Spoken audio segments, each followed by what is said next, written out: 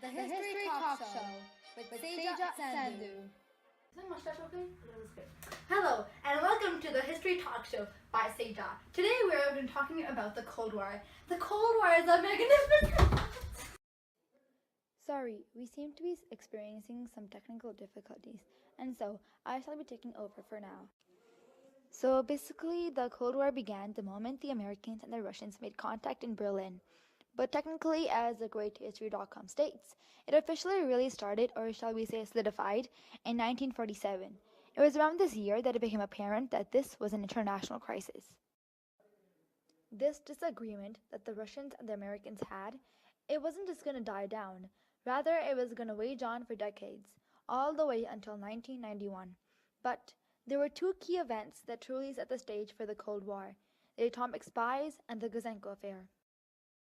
The atomic spies were ordinary people and scientists located in America, Britain, and Canada who were known for giving away information specifically to do with nuclear weapons to the Soviets.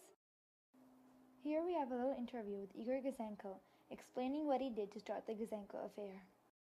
So I went to the Russian embassy and I took, I think, 109 files from the embassy all about the spies, the Russian spies in Canada and what they were doing, the spying and everything.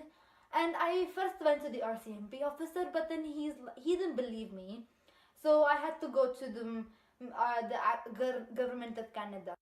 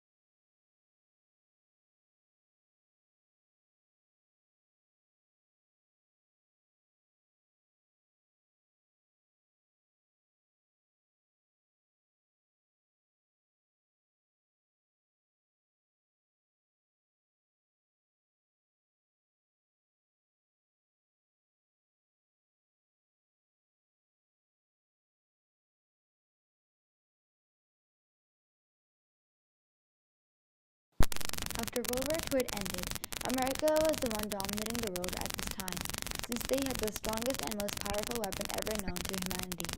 They could easily destroy cities from anywhere in the world, and this idea struck fear into many hearts. However, the atomic spies made the playing ground for the Soviets and the Americans even during the Cold War. Though, many people had begun to believe that Americans shouldn't hold such destructive powers in its hands, that America shouldn't be able to threaten the world like that. And many people that were not Americans feared this. Even Klaus Fuchs, an atomic spy and a man that had worked on the Manhattan Project, explained his motivations as, "It seemed to me that an American monopoly was dangerous and should be prevented. Most of all, these acts of espionage gave the Soviet Union exactly what they needed. With this new information on nuclear weapons, they could begin making their own now. And not only that, they could sell this information to other countries. Also, by having this power in its hands, Stalin could project greater power than the Soviet Union was capable of projecting and mobilizing. And that, without the knowledge of the American atomic weapons program to start his own, Stalin wouldn't have been able to take the same stubborn stance he took against the West, especially when it came to Czechoslovakia and Berlin in 1948. With his so-called power in his hands, other Eastern countries would think twice about who they would ally themselves with now that he was on par with America. The atomic spies were also responsible for stealing information on nuclear weapons from Britain. This caused Britain's and the USSR's relationship to sour.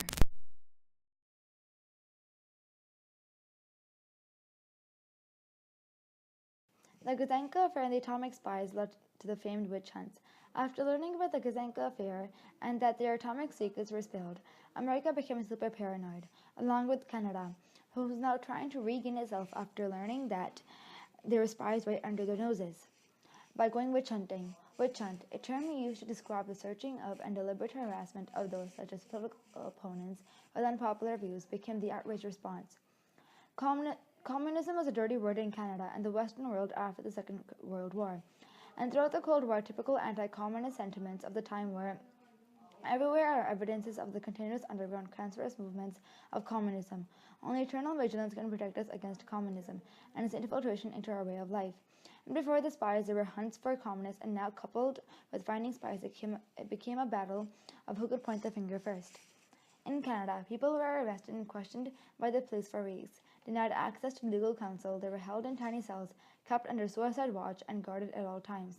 Even those who were acquitted at trial lost their reputations due to the stigma of being associated with treason.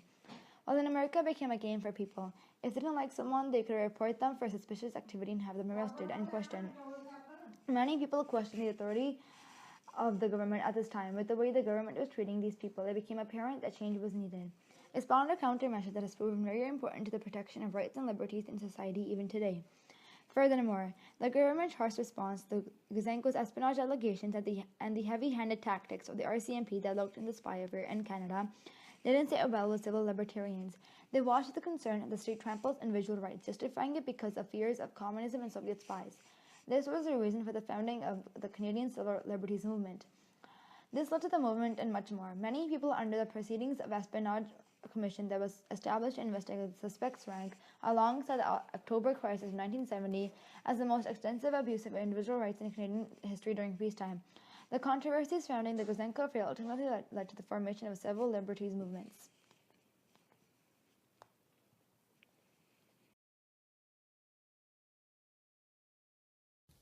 Mustache? Glasses? Where did you go? I can't do this without you.